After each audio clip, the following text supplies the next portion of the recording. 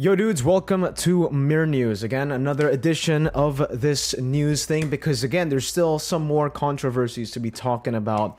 And I don't think anybody has really touched on this. Not a lot of people really maybe cared about it. Everybody heard about it. And even Ducky posted an IG story about Ukraine's basically disqualification or Ukraine's forfeit in IESF. Now, I have some sources here that have given me a lot more insight to the whole problem as to why Ukraine decided to completely forfeit from IESF, and also the impacts that maybe it will leave for the MLBB community in Ukraine.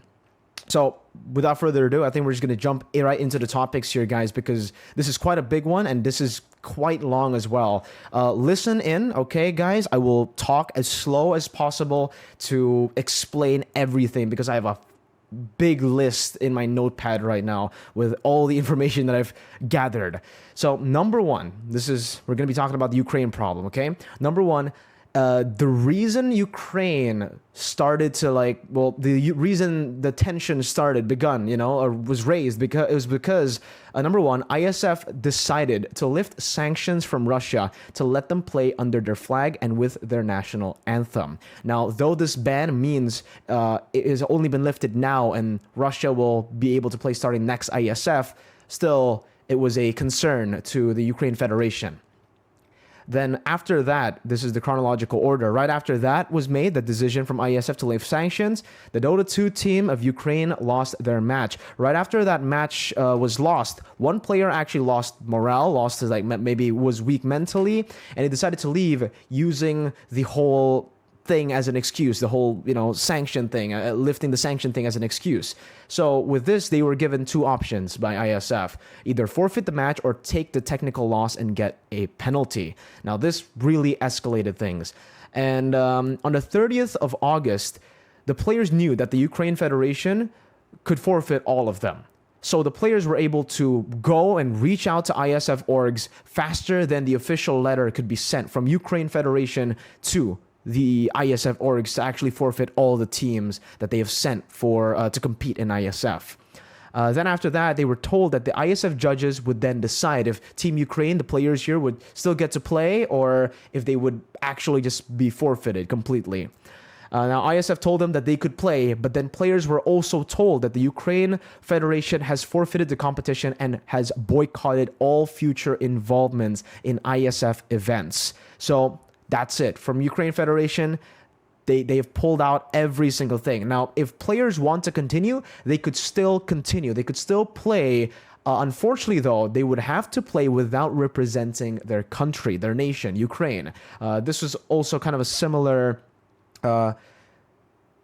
solution to what we saw last year for ISF in Bali. I believe Russia played as Team IESF. They were not allowed to use the country banner. Again, maybe mistaken, maybe not Russia, but there was a country that was just listed as Team IESF. And that's what I knew from what I was told, okay? Moving on now. Then the players were told again, though, because, okay, they were said, you know what, if you want to play, you can play, but you cannot represent Ukraine. But right after that, the players were told again that because IESF, quote-unquote, supports Russia because they've lifted the sanction, only time would tell as to when IESF would be added in the list of organizations that sponsors terrorism according to the Ukraine Federation. Because according to the Ukraine Federation, Russia is a terrorist state. So if you let Russia play, then automatically you may be added into a list of organization or tournaments that sponsors terrorism. So then right after that, right, what this means is even if the players, let's say, play and represent themselves as Team ISF, not represent Ukraine, even if they just represent themselves, they would still be considered a sponsor to ISF. And again, only time will tell as to when ISF will be listed in that organization that sponsor terrorism, that sponsor Russia, right? So there's a high probability if they play and continue, even if they represent themselves, that these players might actually go to jail when they go back to Ukraine for playing in a tournament that sponsors terrorism, right? So that's already a big, like, holy moly, this, I don't know where this is gonna go. And so for the players here, unfortunately, there's also a lot of, like, I'm gonna be completely honest with you, I'm not like a big guy on the politics here, don't actually know exactly what's going on. So yeah, don't know exactly how Russia and Ukraine are interacting with each other. I believe they are still at war right now, but this is very crazy to hear, honestly, for an esports tournament. I can kind of understand with, you know, the tensions being where it is right now in the world, but this is my honest take before we move on with the story. Politics and football or sports and esports shouldn't really be correlated, in my opinion, right? Because it's two completely different things. I think these players should still be able to compete, should still be able to represent their nations, their countries. And because for me, I think it would be a very good show of display, especially for Ukraine.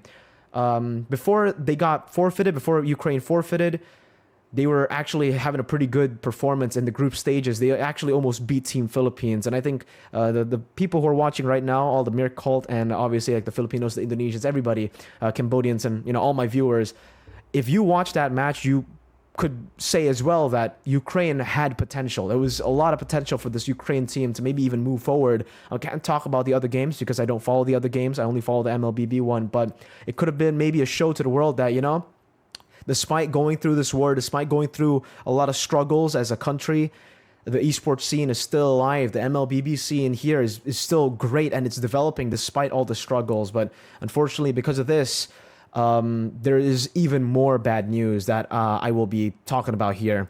So IESF and MCC, these are MCC is basically the qualifier for M5 for the CIS region. So ISF and MCC, these are the only two tournaments for Mobile Legends Bang Bang in Ukraine.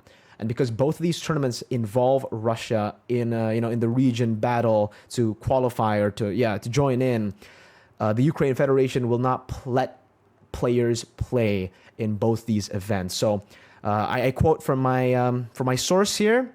So basically, that's the end of the road for everyone here in Ukraine for Mobile Legends Bang Bang. Now, if this is the case, this is extremely sad for everybody in Ukraine who wants to pursue maybe, you know, an esports career, a professional career in Mobile Legends Bang Bang, especially the team that actually flew over to Romania to represent Ukraine, because even though now they will end their group stage run at 0-3, I do believe they had a lot of potential, and I just want to give them a massive shout out, man. Every single one of the players, I have a list of their names here. Defender, I've seen this guy for a long time. He was also a part of the Navi back then that represented the CIS region in M3. We had Vlados Poltos, Sensei, Smetana, Zoom, and their substitute Antares. Also going to give a massive shout out to the staffs here. Doval as the coach, I believe, and Husky Lur as the analyst. So there you go, guys. Also, the assistant coach is Bini Hits Diff. So massive shout out to all the Ukrainian players, man. At this point, I don't even know what to say. It's such a horrible thing, in my opinion, right? The fact that these players, their careers, and maybe all their efforts throughout the last 2 or 3 years or even longer to try to make it to the international scene in Ukraine for Mobile Legends Bang Bang, where it's still very much in its baby steps, in its baby phase, where it's still growing, they're still getting some new players, they're still evolving. It's very sad that, again, this might actually be the end of the road for everyone in Ukraine for Mobile Legends Bang Bang. Let me know what you guys think in the comment section below. This is the full explanation that I got from my sources. And yeah, for me, it's just very, very sad. Let me know if you guys agree with my opinion, if politics and, esports sports should just be completely separated, because again, these players, I think, deserve better, man. But because of the tensions, I don't even know myself. I can't really talk about it myself that much, because hey, it's the way things are right now. The world is a very, very shitty place right now. But let's move on to the next topic. This is going to be much more lighthearted. It's China.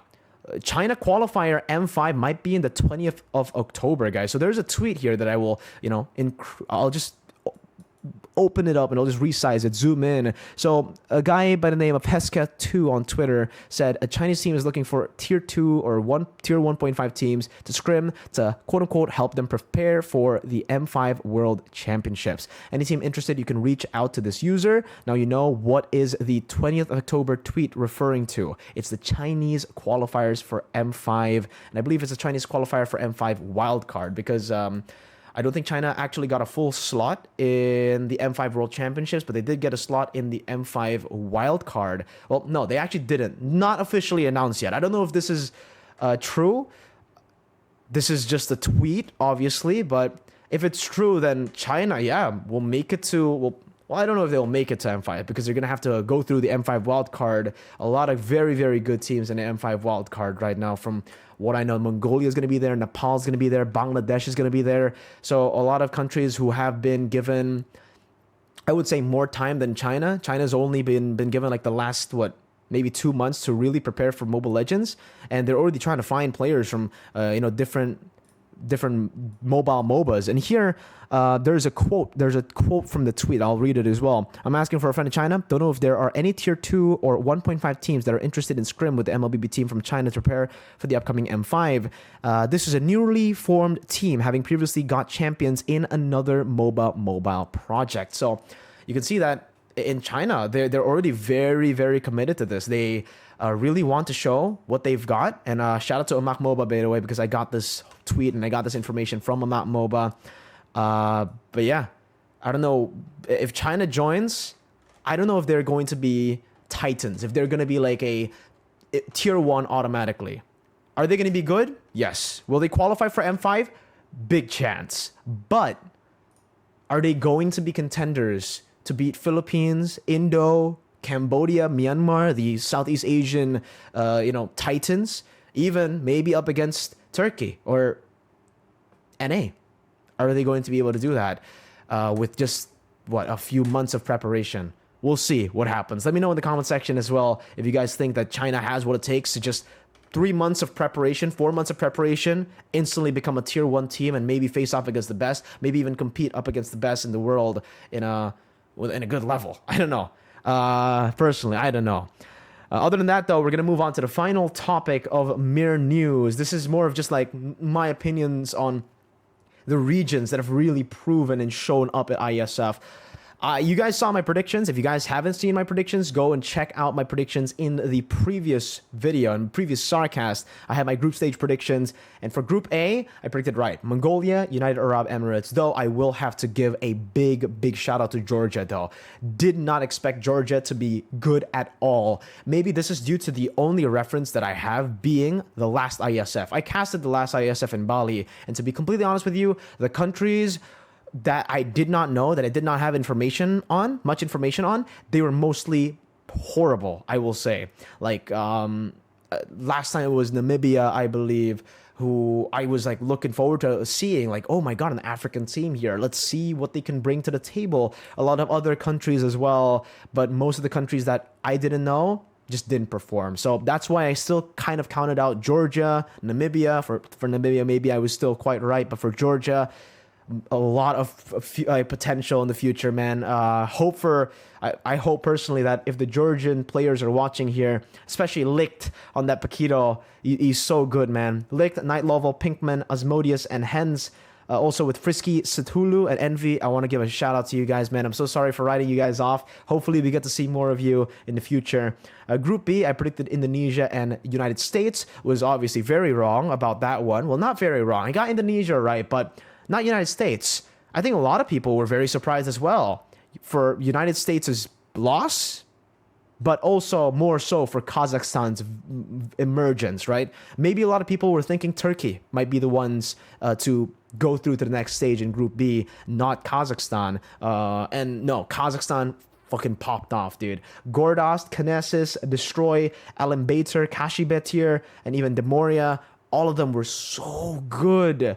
I saw their win against US 2-0, and I was like, you know what? Okay, maybe maybe US was just not feeling it, right? Maybe after the loss, after the whole issue with Indonesia, they just lost a lot of morale. Maybe. Then I watched the Indo versus Kazakh match, and Kazakh were doing so well. I will say, though, that they are still lacking a lot in the macro department when they're rotating across the map. But mechanically, they can go toe-to-toe with even the Indonesians. And my God, this is not a random Indonesian team. This is Bigatron Alpha, grand finalist of Snapdragon Pro Series. So, hey, massive shout out to Kazakhstan. For Group C, though, I predicted right again. Saudi Arabia and Brazil was my prediction, but I predicted Brazil to be number 1 and Saudi Arabia to be number 2. So, Saudi Arabia, I've actually casted I didn't cast their match, actually, but I restreamed their match in the Asian Championships, and I did see them being quite promising. That's why I actually predicted them to get through the group stages. Though I didn't predict them to be number 1 in the groups, they were phenomenal in the Asian Championships. Mechanically, atomization was a big no-no. Macro as well was a big no-no. I think they have fixed a lot of those issues, and they have come to IESF 2023 this time with a big bang. And it's great to see that Saudi Arabia has been improving a lot. And Group D, well, we all know about this. Philippines, I predicted Philippines and Ukraine to get through. Unfortunately for Ukraine, we just spoke about that in the first topic. But Egypt, man, wow. Like, I believe the only thing that they changed for Egypt was their player in the jungle. I'm trying to think of the player they had at M4 and at MSC in the jungle, because that's the only change. Now it's 7 Oda who's playing. Alford, Smile, Speedy, Maro, still their MSC lineup, but they changed their jungler. So it's no longer the old jungler that I'm still trying to find the name of. Occupy Thrones. Who was their jungler? Let me just try to think here. Let me just check real quick. Leo, there you go. My God, yeah, Leo. Leo was their jungler at M4 and MSC. But with 7 Oda, my God, his Fanny was really good. He was performing really well. And right now, they're doing really good as well. Egypt won against Mongolia 2-0 in the playoff stage. So yeah, before I could even go with my own predictions, Egypt has already beaten Mongolia. Mongolia has been sent down to the lower brackets. A country like Mongolia, a country that we've been talking about, we've been hyping up for a while now, are down in the trenches now. And Saudi Arabia might actually follow with Kazakhstan's amazing performance. And I just really love seeing new countries, new regions emerge like this from out of nowhere and completely just changing or rotating the wheel of who we think is strong, who we think is weak. Because leading up to M5, this is what we need. We need that competition. We need everything to be close. We need everything to be competitive so that the hype just builds. And I think Mobile Legends right now is at a very, very good position. So yeah, that's all, guys. Let me know what you guys think about all the teams that we kind of wrote off. Kazakhstan, Egypt, Georgia even. Let me know what you think. Let me know what you think about Mongolia as well, because that loss against Egypt was definitely not what I was expecting. I expected Mongolia to win that one.